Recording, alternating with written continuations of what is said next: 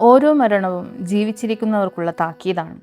ഒരു നിമിഷത്തെ ഞെട്ടൽ, ഒരു ഞൊടി നേരത്തെ ശ്വാസം മുട്ടൽ, 3-4 ദിവസത്തെ നീണ്ടു നിൽക്കുന്ന ദുഃഖം, ഒരാണ്ടു നീണ്ടു നിൽക്കുന്ന ഓർമ്മകൾ, പിന്നെ മറവിയുടെ മഹാശ്മശാനത്തിലേക്ക് അടിഞ്ഞുകൂടുന്ന രൂപമില്ലാത്ത നിഴലുകൾ മാത്രം.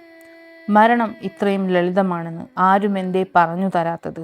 സത്യം പറഞ്ഞാൽ മരണത്തിൻ്റെ കൈകൾക്ക് വല്ലാത്ത മർദ്ദവമാണ്.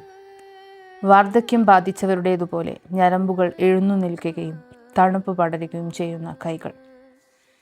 2024 SK പൊറ്റക്കാട് പുരസ്കാരം, 2025 കേമൽ ഇന്റർനാഷണൽ പുരസ്കാരം. അതെ, പറഞ്ഞു വരുന്നത് നിസാർ ഇൽത്തുമിഷിൻ്റെ നൂറുൽ മുനീറുൽ പൂർണ്ണാനന്ദ്.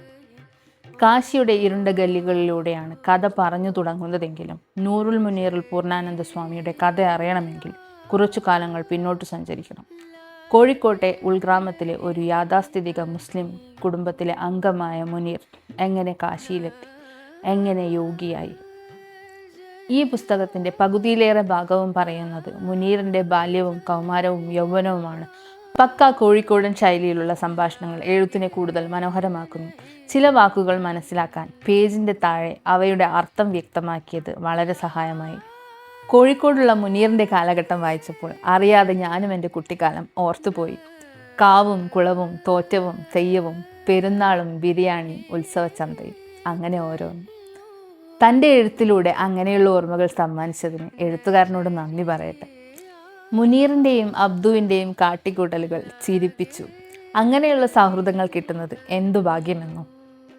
മുനീറിൻ്റെ ഉമ്മയായ ആമിനയോട് ആദ്യം സ്നേഹവും സഹതാപവും ഒക്കെ തോന്നി.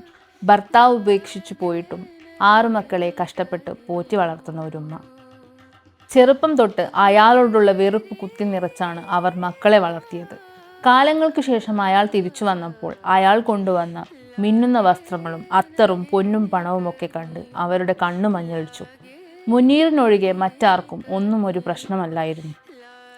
പണത്തിനു മീതെ പരുന്തും പറക്കില്ലെന്ന് പറയുന്നത് ഇതായിരിക്കണം. അന്ന് വീട് വിട്ടിറങ്ങിയ മുനീറിനെ പിന്നീട് അങ്ങോട്ട് കൂട്ടായുണ്ടായിരുന്നത് അബ്ദുവും ജയദേവനും മാത്രമായിരുന്നു. അസുഖം കാരണം ജയദേവൻ നാട്ടിലോട്ട് മടങ്ങിയപ്പോൾ കൊപ്രാക്കളത്തിലെ ജോലി ഉപേക്ഷിച്ച് അവരും യാത്രയാകുന്നു.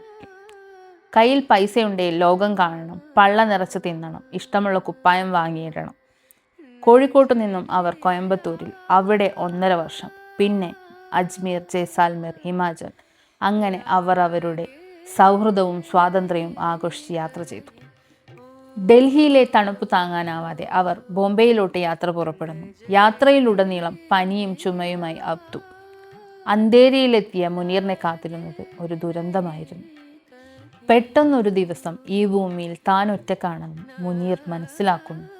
അബ്ദുവിൻ്റെ വേർപാട് അവന് കിട്ടാവുന്നതിൽ വെച്ച് ഏറ്റവും വലിയ ശിക്ഷയായിരുന്നു. അബ്ദുവിൻ്റെ ഓർമ്മകളുള്ള അജ്മീറിലേക്ക് തിരിച്ചെത്തുന്ന മുനീർ അവിടെ ഒരു സൂഫി വര്യൻ്റെ ശിഷ്യത്വത്തിൽ നൂറുദ്ദീനായി മാറുന്നു.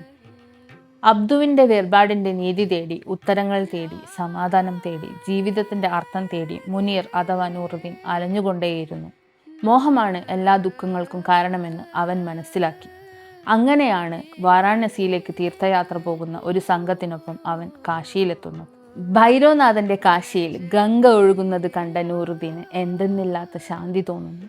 അങ്ങനെ അവിടെ മുനീർ അഥവാ നൂറുദ്ദീൻ നൂറുൽ മുനീറുൽ പൂർണ്ണാനന്ദ യോഗിയായി മാറുന്നു.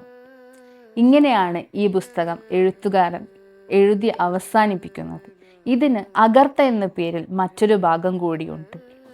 ഇതിനോടകം ഈ പുസ്തകം വായിച്ചവരുണ്ടെങ്കിൽ അഭിപ്രായം പറയുമല്ലോ. അല്ലാത്തവർ എന്തായാലും ഒന്ന് ട്രൈ ചെയ്ത് നോക്കൂ. ഞാൻ കൊണ്ടുവരുന്ന കണ്ടന്റ് നിങ്ങൾക്ക് ഇഷ്ടമാകുന്നെങ്കിൽ എന്നെ സപ്പോർട്ട് ചെയ്യുമല്ലോ. Thank you.